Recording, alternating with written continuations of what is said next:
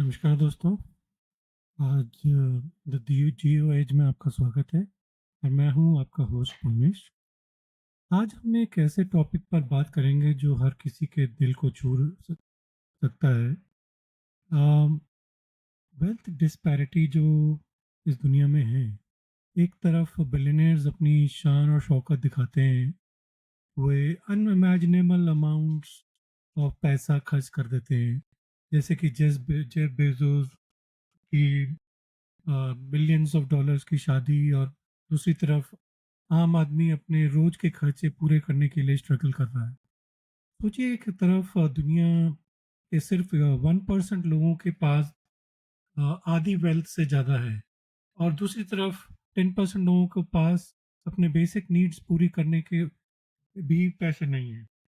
तो ऐसे में जो है, ऐसा सवाल उठता है कि क्या ये डिस्पैरिटी ठीक है? क्या एक इंसान के पास इतनी वेल्थ होनी चाहिए कि परमिशन उसको इतनी वेल्थ होने की परमिशन होनी चाहिए क्या? क्या हमें कैपिटलिज्म और सोशलिज्म के बीच का एक बैलेंस ढूँढना चाहिए?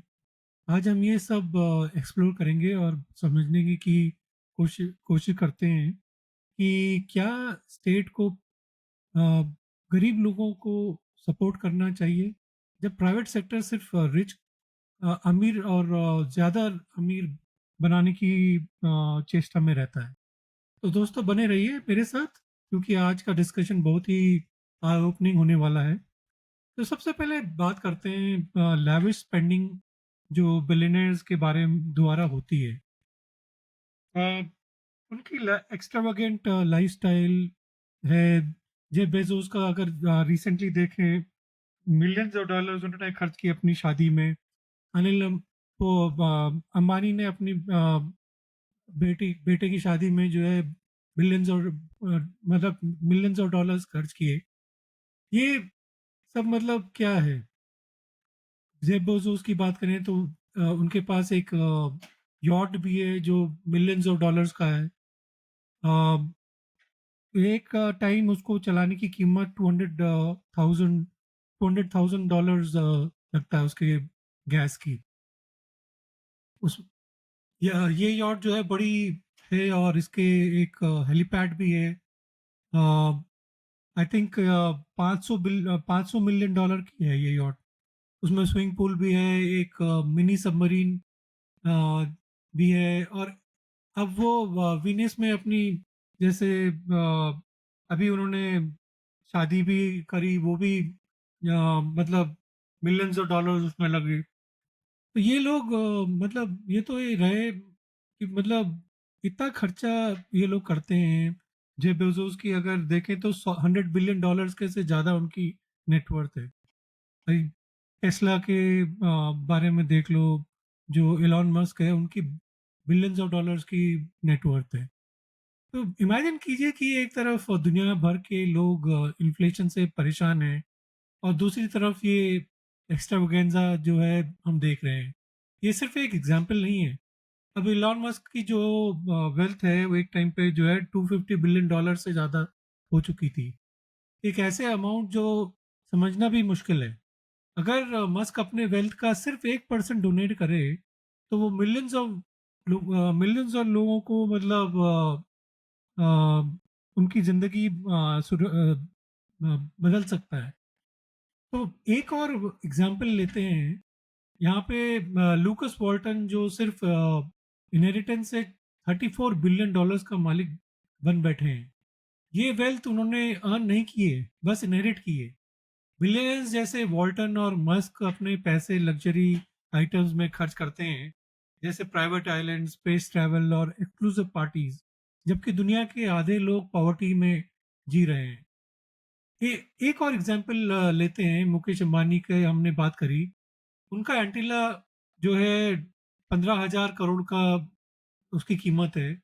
अब सबको पता है कि दुनिया का सबसे महंगा घर है वो। और उसकी कीमत लगभग जो है, अगर जैसे 15,000 करोड़ है या 2 बिलियन डॉलर्स की है।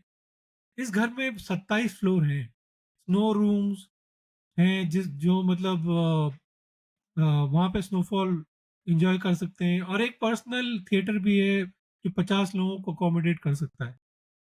और बात सिर्फ़ घर या यॉट की नहीं है। या इलॉन मस्क ने स्पेसएक्स के ज़रिए स्पेस टूरिज़्म को प्रमोट किया है, जिसके लिए एक टिकट को का कॉस्ट जो है मिलियंस ऑफ डॉलर्स होता है। सोचिए जब एक तरफ लोगों के पास घर का रेंट देने के लिए पैसे नहीं है और दूसरी तरफ कुछ लोग लिटरली स्पेस में वेकेशंस एन्जॉय कर रहे हैं। तो क्या ये वाजिब है आप बताइए?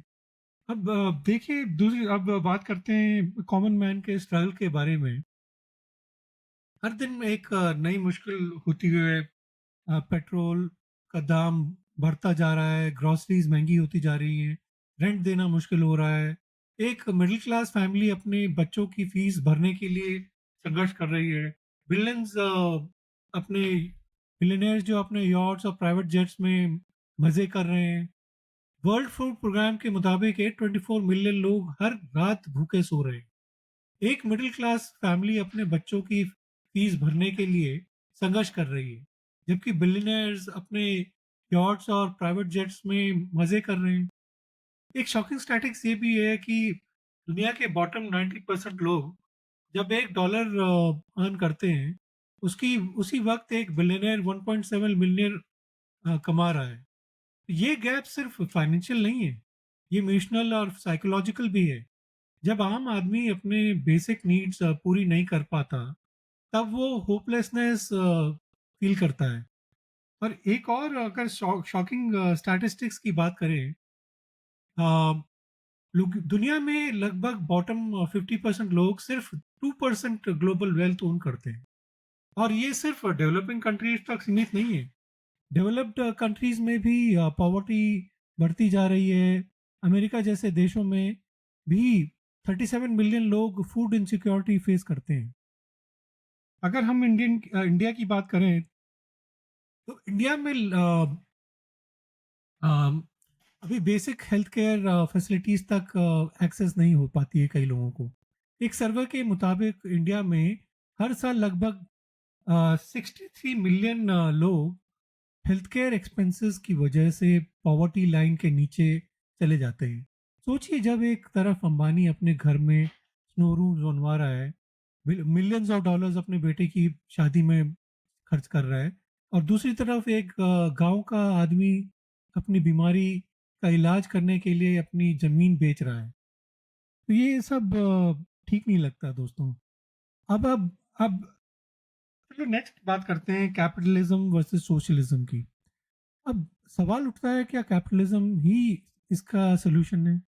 कैपिटलिज्म इनोवेशन लाता है, इसमें कोई दो राय नहीं है। अ, अगर आपके पास एक डिसरप्टिव आइडिया हो, तो आप बिलियंस बना सकते हैं। जैसे इलॉन मस्क ने अपने टेस्ला और स्पेसएक्स के जरिए दिखाया, या मार्क जकरबर्ग ने अपने फेसबुक जैसे ऐप क्रिएट करके प्रूफ दिया है। लेकिन कैपिटलिज्म का दूसरा साइड ये भी तो है कि वेल्थ डिस्पैरिटी को और ज़्यादा बढ़ाता है। सोशलिज्म इक्वालिटी लाता है, लेकिन ग्रोथ का को जैसे बोलते हैं ना, वो स्लो कर देता है। यूएसएसआर का एग्जांपल है।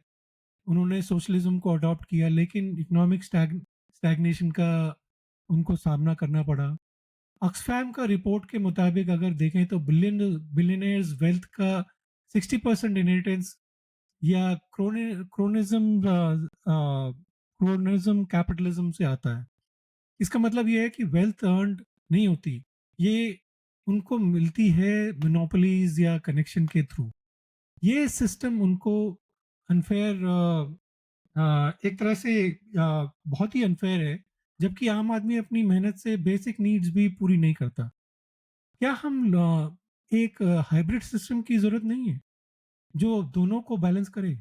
एक ऐसा सिस्टम जिसे स्टेट अ, गरीब लोगों को सपोर्ट करे और प्राइवेट सेक्टर भी अकाउंटेबल हो। स्कैंडिनेविया में अगर बात करें, जैसे स्कैंडिनेवियन कंट्रीज़ हैं, नॉर्वे, स्वीडन, ये सब इन कंट्रीज़ ने काफ़ी बैलेंस अचीव किया है। वहाँ हाई टैक्सेस लगाते हैं बिलियनियर्स पर, और उस टैक्स से फ्री हेल्थ केयर और एजुकेशन प्रोवाइड करते हैं। तो आई थिंक इन इस पे डिबेट होने बहुत ज़रूरी है, इसमें हमें सोचना बहुत ज़रूरी है। तो चलिए अब बात करते हैं कि वेल्थ क्या सीमित होनी चाहिए? कितनी वेल्थ हमारे को चाहिए? कितनी वेल्थ इनफ है? एक सवाल ये भी उठता है कि क्या वेल्थ पर लिमिट लगनी चाहिए? जैसे जेफ बेजोस की शादी पर जो पैसा खर्च हुआ है, उसका कुछ हिस्सा अगर एजुकेशन या हेल्थ केयर में इन्वेस्ट होता, तो कितने लोगों की ज़िंदगी बदल सकती थी? इलॉन मस्क जैसे बिलियनियर्स कार्बन एमिशन में एवरेज इंसान से मिलियंस टाइम्स ज़्यादा कंट्रीब्यूट करते हैं। ये क्या एथिकल लगता है? उनको मतलब थोड़ा रिस्ट्रिक्शन नहीं होना चाहिए? ऑक्सफैम के रिपोर्ट के मुताबिक अगर दुनिया के टॉप 1% लोगों के पास सिर्फ 5% एडिशनल टैक्स लगाया जाए, तो उससे 2 ट्रिलियन जैसे 2 ट्रिलियन डॉलर्स रेज़ हो सकते हैं। और वो वर्ल्ड को हंगर फ्री बना सकते हैं। तो सोचिए, मतलब हम कोई आपसे ये नहीं कहते हैं कि सब बिलियनियर्स के पैसे निकाल दो, बट 5% एडिशनल टैक्स बिलियनियर्स के लिए क्या है? लेकिन क्या ये एथिकल होगा कि किसी बिलियनियर्स को फोर्स करने अपनी वेल्थ शेयर करने के लिए, या सिर्फ इंडिविजुअल फ्रीडम का ये बोलते हैं, हवाला देते हुए कहते हैं कि ये अगेंस्ट है। ये एक फिलोसॉफिकल डिबेट तो है, बट हम मैं मतलब बोल रहा हूँ कि अगर 5% एडिशनल टैक्स लगाया जाए बिलियनियर पे, तो उनके लिए क्या बड़ी चीज़ है? आम आदमी अगर 20-25% टैक्स देता है, जो जबकि वो कुछ भी नहीं अर्न करता, तो बिलियनियर्स जहाँ वो बिलियंस अर्न करते हैं, मिलियंस अर्न करते हैं, उनके लिए 5% एक्स्ट्रा टैक्स क्या मायने रखता है? तो ये आई थिंक सब सोचने की ज़रूरत है। अगर कि अब जैसे एक तरफ काइल जेनर जैसे सेलिब्रिटीज 1 मिलियन सिर्फ एक पार्टी डेकोरेट करने पर खर्च करते हैं, दूसरी तरफ इंडिया में फार्मर सुसाइड कमिट करते हैं, जिनकी मतलब उन्हें पास लोन्स रिपेयर करने के लिए पैसे नहीं है। एक तरफ क्रिस्टियानो रोनाल्डो ने रिसेंटली 10 मिलियन का रोलेक्स वॉच खरीदा, दूसरी तरफ अफ्रीका में दिन लगभग 1,000 बच्चे क्लीन ड्रिंकिंग वाटर उनको भी नसीब नहीं होता है। एक शॉक फैक्ट ये भी है कि पेरिस हिल्टन ने अपने पेट डॉग्स के लिए 325,000 का लग्जरी डॉग हाउस बनाया था। सोचिए, जब डॉग हाउस के लिए इतनी महंगे पैसे खर्च हो रहे हैं और दुनिया भर में मिलियंस को लोगों के पास घर में रहने के लिए जगह भी नहीं है। तो दोस्तों, आज हमने मतलब ये सब सुना है कि मतलब ये देखा कि कैसे वेल्थ डिस्पैरिटी सोसाइटी को डिवाइड कर रही है। बिलियनियर सिर्फ अपने लग्जरीज में खुश हैं, जबकि आम आदमी अपने सर्वाइवल के लिए लड़ रहा है। आपका विचार क्या है, हमें ज़रूर बताएं। क्या कैपिटलिज्म को रिफॉर्म करने की ज़रूरत है, या सोशलिज्म को अडॉप्ट करना चाहिए, या फिर इन दोनों के बीच के बारे में हमें सोचना चाहिए, एक नया सिस्टम इजाद करना चाहिए? क्या बिलियनियर्स के पास हायर टैक्सेस लगाना एथिकल नहीं होगा? मुझे सोशल मीडिया पर अपने विचार ज़रूर बताएं, और इससे इस कन्वर्सेशन को आगे बढ़ाते हुए हम इस पे डिबेट करना चालू करते हैं। एक बहुत ज़रूरी है कि हमें सोचें कि कितना पैसा आदमी के लिए ज़रूरत है। आप सोचिए कि $250 बिलियन जैसे एक आदमी पे हैं, वो अपने लाइफ टाइम में भी अगर खर्च ना करना चाहे तो उतना नहीं खर्च कर सकता। तो क्या उसको सोसाइटी के लिए करना नहीं चाहिए कुछ? जहाँ पे उसने इतना सब कमाया है, क्या उसको बोल करना नहीं चाहिए? तो ये सब आई थिंक हमें थोड़ा बहुत सोचना चाहिए इस बारे में। तो दोस्तों, आप क्या सोचते हैं, हमें ज़रूर बताएँ। तो आज का एपिसोड हम यहीं पे समाप्त करते हैं, फिर आपसे जुड़ेंगे द जियो एज पर। तो आज के लिए अपना ख़्याल रखिए फिर। आज के लिए इतना ही, और आप फिर से आपसे मिलेंगे। धन्यवाद, नमस्कार।